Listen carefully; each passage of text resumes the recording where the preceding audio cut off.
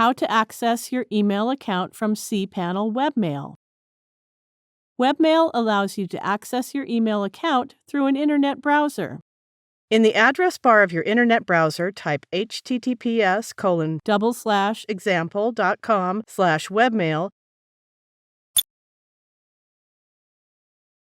Here, example.com is the domain of the email address we want to access. Just replace example.com with the domain of the email address and hit Enter button.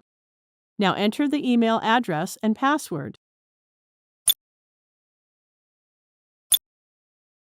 Click the Login button.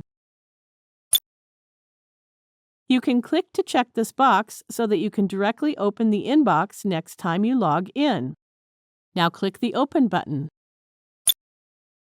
Here you can compose and access mails, save contacts, etc.